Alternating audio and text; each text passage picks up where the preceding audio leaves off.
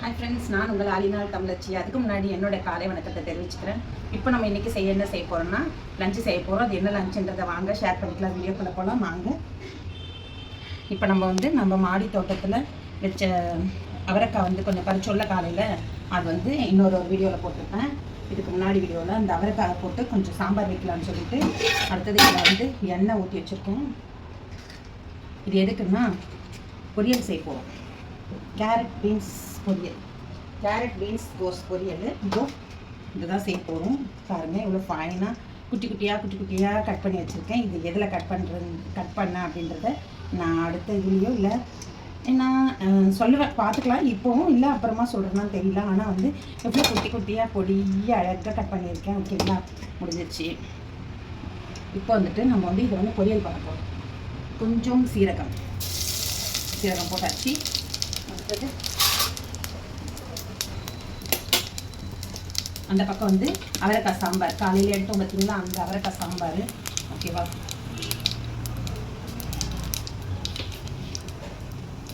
கொஞ்சம் வெங்காயம் மட்டும் போட்டுக்கலாம். ஓகேவா, கொஞ்சம் கருவேப்பிலை போட்டுக்கலாம்.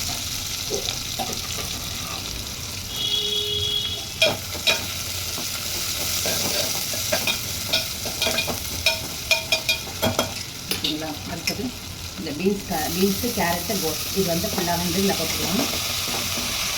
எனக்கு வாய் விட்டாது. நான் அநேகமாக இந்த வீடியோவிலே சொல்லிடுவேன்னு நினைக்கிறேன். வெயிட் பண்ணுங்கள், முடிக்கிறதுக்குள்ளே எனக்கு வாய் சும்மா இருக்கா பார்க்கலாம். ஏன்னா நான் உலகி கண்டிப்பாக உலகிடுவேன்.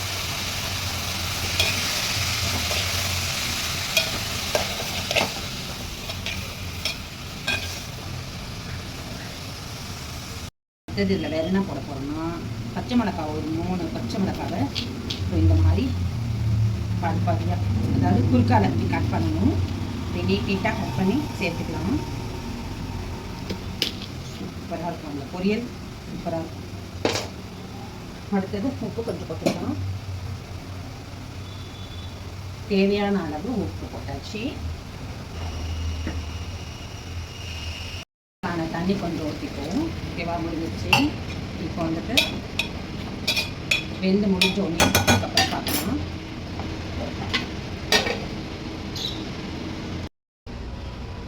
வாங்க, காய் எப்படி எவ்வளோ தலைவில் முடிஞ்சிருக்குன்னு பார்க்கலாம். சூப்பர். நான் ரொம்ப பொடிசாக பண்ணியிருக்கோம்ல, அதனால் சீக்கிரமாகவே வெந்துடும். கொஞ்சம் தண்ணி மட்டும் சுண்ட வேண்டியது இருக்குது. அது சுண்டிடுச்சுன்னா தண்ணி மட்டும் கொஞ்சம் சுண்ட வேண்டியது இருக்குது. அது சுண்டிடுச்சுன்னா ஓகே, இதை மூட வேண்டாம். அந்த தண்ணி ஃபுல்லாகவே வறுத்துட்டோம். அது வேணும். ஓகேங்களா, அடுத்தது நம்ம என்ன பண்ண போகிறோன்னா இதை எடுத்து அடுத்த ஸ்டவ்வில் மாற்றிடுவோம்.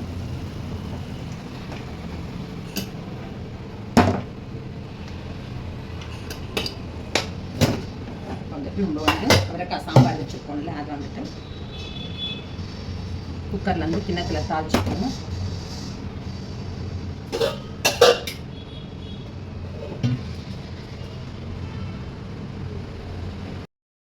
பாருங்கள், இந்த பருப்பில் அவரைக்காய் போட்டுட்டேன். இதில் பச்சை மிளகாவும் கருவேப்பிலையும் போட்டுருவேன். இந்த வெங்காயம் தக்காளி எல்லாத்தையுமே போட்டு நல்லா வேக வச்சுக்கலாம். பருப்பு வெந்துருச்சு. இந்த வெங்காயம் தக்காளி இதெல்லாம் போட்டு வேக வைக்கிறதுக்காக நம்ம ரொம்ப சிம்பிளான நான் எப்போவுமே சிம்பிளான முறையில் தான் சொல்லுவேன். ஓகேங்களா, இதில் நம்ம என்னென்ன போட போகிறோம்னா மிளகாத்தூள், குழம்பு மிளகாத்தூள் 1 ஸ்பூன் போட்டுக்கலாம்.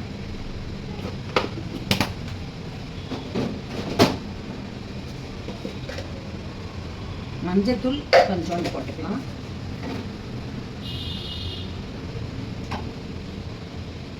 உப்பு 1 ஸ்பூன் அளவுக்கு போட்டுக்கலாம். நம்ம இதுக்கு தேவையானதெல்லாம் போட்டுட்டோம். புளியும் ஊற்றிட்டு கொதிக்க வச்சுருவோம். நல்லா கொதிச்சு நல்லா இந்த வெங்காயம் தக்காளி பச்சை மிளகாலாம் நல்லா வெந்தோடனே அதுக்கப்புறம் கொஞ்சம் ஜீரகம் போட்டு தாளித்து இது பண்ணிப்போம்.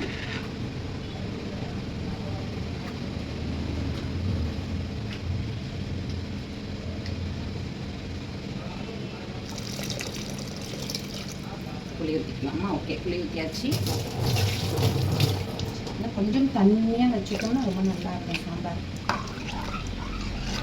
சூப்பர். நல்லா கொதிச்ச உடனே நம்ம இறக்கி ஜீரகமும் வெந்தயமும் போட்டு தாளிச்சிருவோம். ஓகேங்களா? இந்த பொரியலில் வந்துட்டு கொஞ்சம் தேங்காய் துருவல் கொஞ்சம் போட்டுக்கலாம்.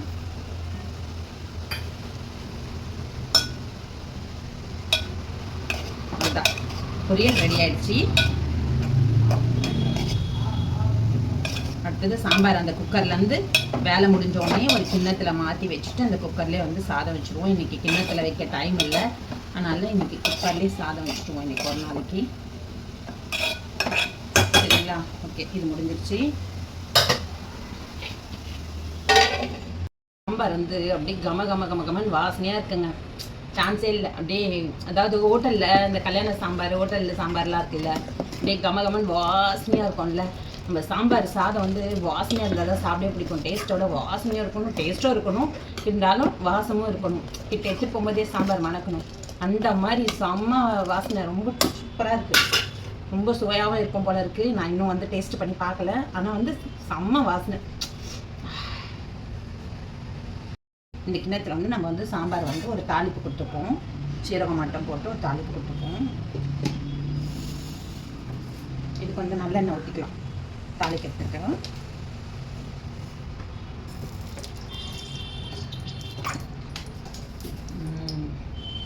வந்து கொஞ்சம் வெந்தயம் ஜீரகம் இது ரெண்டும் போட்டு தாளிச்சோம்னா செம்ம டேஸ்ட்டாக இருக்கும்.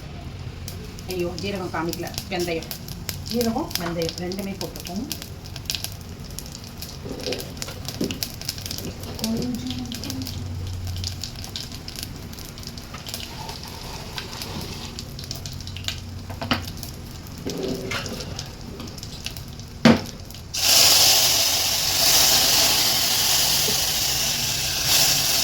ஃபஸ்ட்டு மட்டும் இப்படி ஊற்றிடணும். அப்புறம் தாளிக்கும் போது ஒத்துன்னு ஊற்றினா கையிலையும் அப்படியே தெரிக்கும், ஃபோன்லலாம் அடிக்கும்.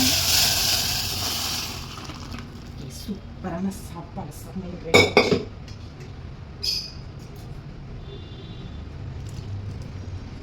மணக்க சாம்பார் செம்மையாக இருக்கும். இதில் வந்து ஃபைனல் டச் என்ன கொடுக்குறோன்னா கொத்தமல்லி. ஓகே,